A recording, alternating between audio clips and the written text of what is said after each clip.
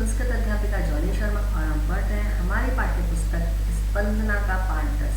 इसके अंतर्गत हम जितने भी हमारे श्लोक थे वो सभी श्लोक हमने कर लिए थे और मैं उम्मीद करती हूँ आप सभी को बहुत अच्छे से समझ में आ गए। आज हम इसमें अभ्यास कार्य करना शुरू करेंगे, तो आप सभी अपनी पाठ्य पुस्तक खोल लीजिए और अभ्यास कार्य के लिए तैयार कीजिए। तो मैं आपको समझाती जाऊँगी, आप इसको करते जाइएगा। वस्तुनिष्ठ प्रश्न है। सबसे पहला प्रश्न है, पृथिव्या तीणु रत्नेषु एतत् न गण्यते। पृथ्वी में 3 रत्न बताए गए हैं पृथ्वी के, जिसके अंदर से हमारे पाठ प्रश्न पूछा जा रहा है कि पृथ्वी के तीनों रत्नों में गणना नहीं होती है। किसकी नहीं होती है? जलम, आ, अन्नम, ई, धनम और चौथा है सुभाषितम। तो किसकी गणना नहीं होती है? धनम की, धन की होती, क्योंकि पृथ्वी के 3 ही रत्न बताए गए हैं, जल, अन्न और सुभाषितम। तो इसका सही उत्तर क्या होगा? ई। अगला प्रश्न है, पन्नगम, पन्नग शब्द से अर्थ अस्ति। पन्नग शब्द का अर्थ है अ पत्रम, आ नग पर्वत, व ई गरुड़ या ई सर्प। तो क्या उत्तर होगा इसका? सर्प। तो सही उत्तर होगा इसका ई सर्प, क्योंकि पन्नग मतलब स्वर्ग सर्प को बताया था, शाप को बताया था। ठीक है। इसके बाद 3rd नंबर पे देखिए, कस्य धनम अदाय भवति। कस्य ने किसे धन का अभिमान हो जाता है, घमंड हो जाता है। कौन धन पे घमंड करता है? अ देखिए खलस्य है, आ सजनस्य है, ई धनिकस्य है, ई सर्वस्य। कौन अपने धन पर घमंड करता है? किसको अपने धन पर घमंड हो जाता है? किसको होता है? खलस्य, दुष्ट व्यक्ति को अपने धन का घमंड होता है। इसका सही उत्तर आएगा अ खलस्य। 4th नंबर का उत्तर देखिए, अहिंसा अस्ति। अहिंसा है। अ परमो धर्म, आ परम तपः, ई परम सत्यम या ई उपयुक्त सर्वमपि। यानी परम सत्य, परम धर्म है, परम तप है, परम सत्य। तीनों ही चीजें पढ़ी थी हमने, अहिंसा, परमो धर्म, अहिंसा, पर तप पढ़ी थी ना। तो इसका सही उत्तर होगा उपयुक्तम सर्वमपि, उपयुक्त सभी। ठीक है, तो इसका ई लगा लीजिए, उपयुक्त सभी। अब 5 नंबर पे देखिए, खल परिच्छिद्राणि पश्यन्ति इत्यत्र छिद्रम इति अस्य अर्थ अस्ति। तो यहाँ पे कह रहा है जो दुष्ट व्यक्ति होते हैं, खल व्यक्ति होते हैं, परम छिद्राणि दूसरे में छिद्र को ही देखते हैं। तो यहाँ छिद्र शब्द का अर्थ क्या है? अ विवरम, आ दोषः, ई गुण या ई विलम। क्या होता है छिद्र का मतलब? दोष से होता है। किससे होता है? दोष से। यानी जो दुष्ट व्यक्ति होते हैं हमेशा दूसरों के दोषों को ही देखते हैं। तो इसका सही उत्तर होगा 5वें का आ दोष। 6ठे नंबर का देखिए, पुरतः यदि कश्चित आयाति त्रहिस्य, यानी कि सामने से कश्चित ने कोई आताताई आ रहा है तो अब क्या करना चाहिए? क्या करना चाहिए? बहिष्करणम उत्सारणीय, यानी उसको बहिष्कृत कर देना चाहिए, उसको उत्साह से हीन करना चाहिए। आ देखिए संभ्रमतम, यानी उसका विश्वासघात करना चाहिए, अभिनंदनीय, उसका अभिनंदन करना चाहिए, है ना। ई सत्वरम हंतव्य, उसको फटाफट से मार देना चाहिए, है ना। सर्वदा उपेक्षणीय, उसकी सर्वदा उपेक्षा करनी चाहिए। क्या बताया था हमें पाठ के अंदर? सत्वरम हंतव्यम, यानी उसको मार देना चाहिए फटाफट से, है ना। ई होगा इसमें सत्वरम हंतव्यम। 7 नंबर का देखिए, प्रीति विस्त्रभ्यम भाजनम क भवति, यानी कि प्रेम और विश्वास का पात्र कौन होता है? कौन होता है प्रेम और विश्वास का पात्र? अ मित्रम, आ अमित्रम, ई तटस्थ या ई एते सर्वमपि, यानी सभी होते हैं या कौन सा होता है? तो प्रेम और विश्वास का पात्र कौन होता है? मित्र होता है। तो इसका सही क्या उत्तर होगा? अ मित्र। 8वें नंबर का प्रश्न देखिए, दानम करणीयम, दान करना चाहिए। कब करना चाहिए दान? अ भाग्यानुकूले सति, भाग्य के अनुकूल होने पर, भाग्य प्रतिकूल स्थिति, भाग्य के प्रतिकूल होने पर, सदैव हमेशा, या कदापि न एवं, कभी भी नहीं। कब करना चाहिए? हमेशा। हमेशा मतलब भाग्य जब आपके अनुकूल है तब भी आप दान कीजिए, भाग्य आपके प्रतिकूल है तब भी आप दान कीजिए, यानी कि आपको हमेशा दान करना चाहिए भाग्य के अनुकूल और प्रतिकूल रहने पर। अगला प्रश्न है वस्तुनिष्ठ का, अधोलिखित, जिसका सही उत्तर होगा 8वें का ई सदैव। 90 नंबर का देखो, अधोलिखितेषु असत्यम कथम अस्ति। जो नीचे लिखी हुई जो लाइन है उनमें से एक लाइन कैसी है, असत्य, असत्य है, ठीक है।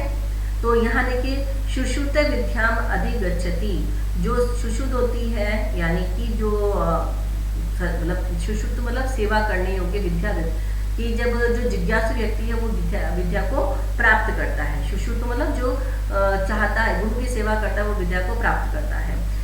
दूसरा है साधु विद्या विवादाय होती, जो सज्जन पुरुष होते हैं उनकी विद्या विवाद के लिए होती है।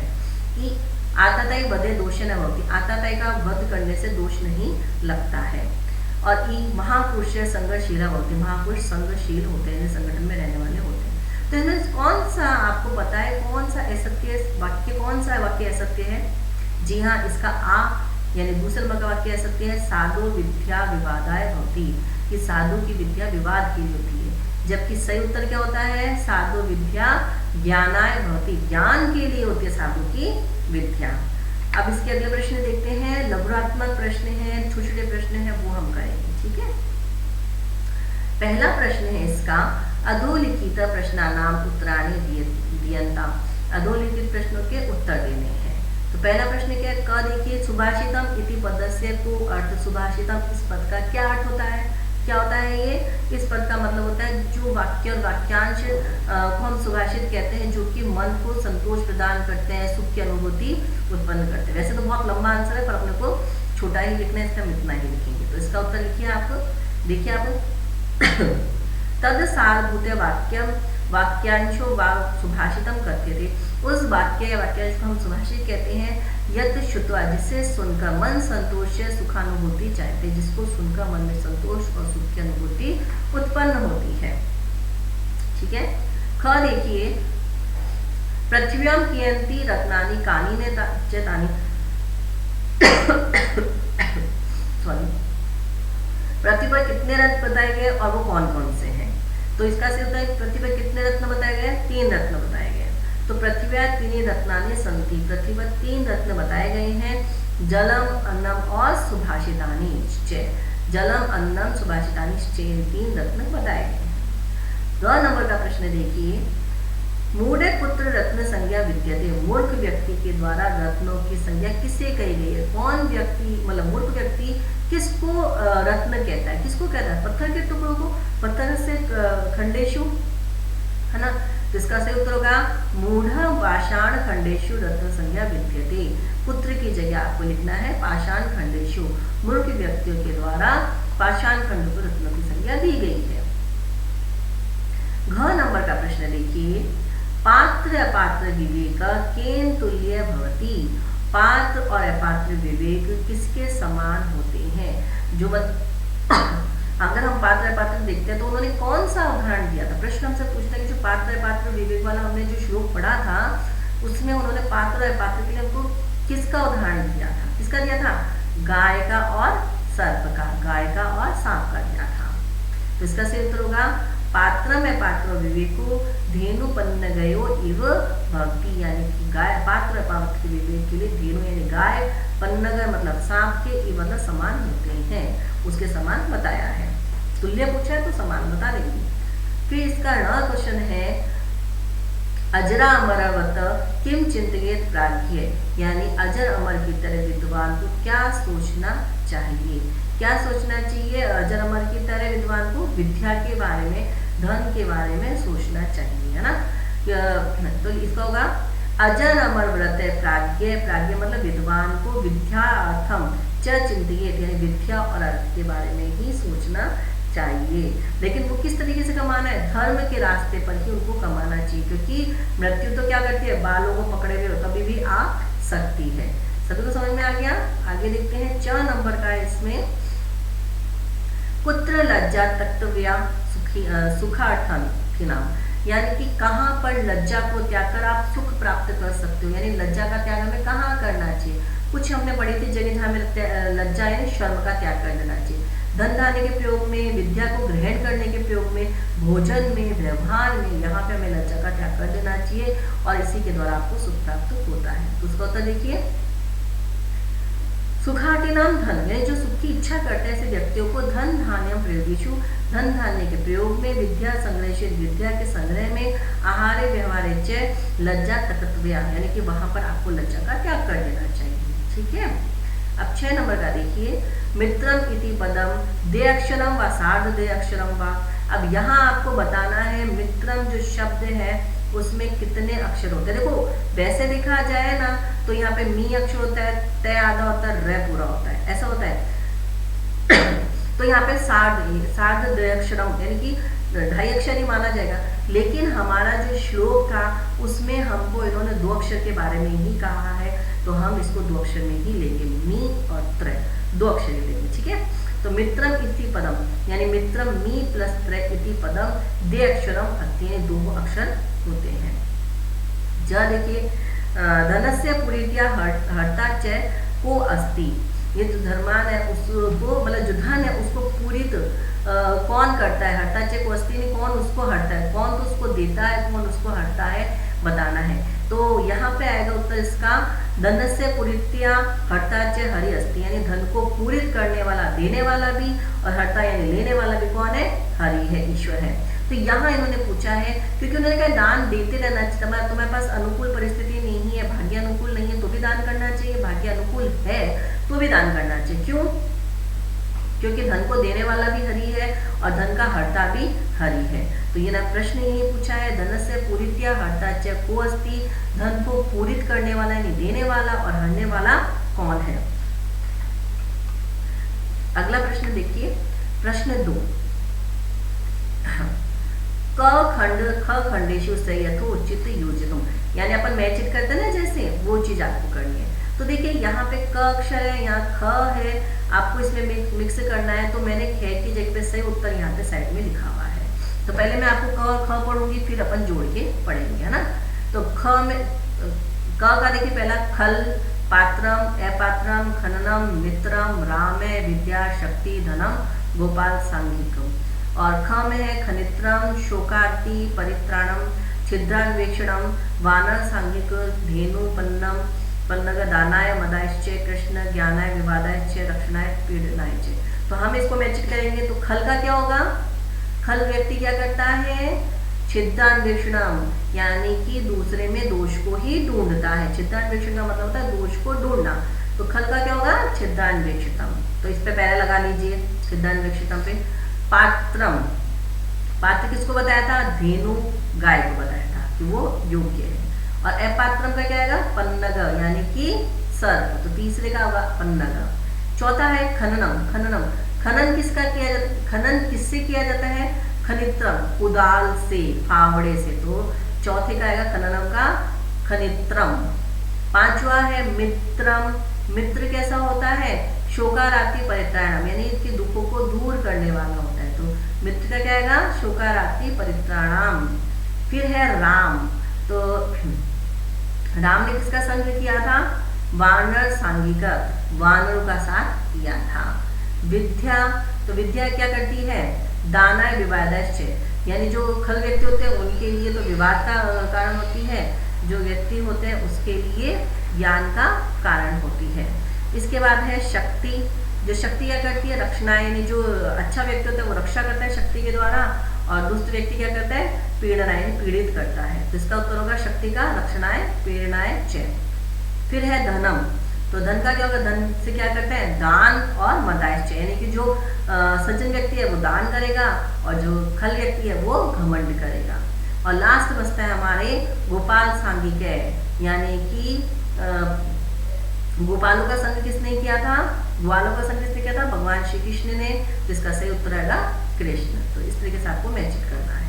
अगला प्रश्न देखते हैं, अधोलिखित पदानाम पर्याय पदानी पाठाय आकृष्य लिखन्तु। अधोलिखित पदों के आपको पाठ के अंदर से पर्यायवाची शब्द लिखने हैं। तो अब हम इसका करेंगे, बहुत ईजी है, आपको मैं फटाफट पढ़ के बता देती हूँ। मैंने यहाँ लिख रखे होता है ना, पानीयम, पानीयम का मतलब क्या होता है, पानी, और पानी का पर्यायवाची शब्द क्या होता है, जलम, वारी, है ना, अम्बू। तो ये आपके हिंदी शब्द के संस्कृत शब्द है। तो इसके पर्यायवाची शब्द होगा जलम और वारी। दुग्धम मतलब दूध, इसका पर्यायवाची शब्द होता है क्षीरम, क्षीरम और पयम, क्षीरम और पयम, ये दूध के पर्यायवाची शब्द है। गौ, गौ का क्या होगा? धेनु और गौ, है ना, धेनु भी आप लिख सकते हो, गौ भी। सर्प का क्या पढ़ा था अपन ने?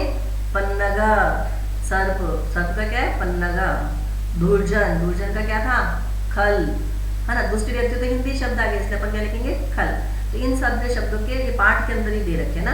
धनम का क्या था पर्यायवाची शब्द? अर्थम। शत्रु का अराति, अराति मतलब शत्रु। भाग्यम, अरे भी कर सकते हो, अराति भी सही है। भाग्यम मतलब विधि, विधु, है ना। भाग्य मतलब विधि, इसका मतलब विधि का मतलब भी भाग्य होता है। वासुदेव अर्थात कृष्ण। सुहृदय यानी मित्र, जो बहुत आपके हृदय के निकट होता है। कौन होता है? मित्र होता है। कौन होता है आपके हृदय के निकट? मित्र। तो ये थे हमारे पर्यायवाची शब्द। अब अगला प्रश्न है, निम्नलिखित पदानाम विलोम पदानि पाठात् चित्वा लिखन्तु।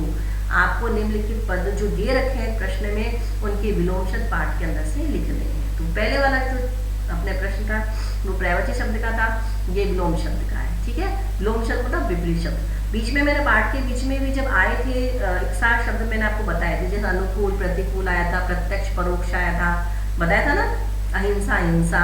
तो वैसे ही यहाँ पे आपको बताना है। पहला इसमें दुर्भाषितम, दुर्भाषितम यानी कि बुरे वचन। तो क्या होगा इसका? सुभाषितम। वेरी गुड, क्या होगा? सुभाषितम। संपन्नता, संपन्नता मतलब बहुत अच्छा सा आपके पास पैसा हो, संपन्न हुआ, समृद्धि वाले हो। तो इसका क्या होगा? दरिद्रता, गरीबी, है ना। सज्जन, दुर्जन।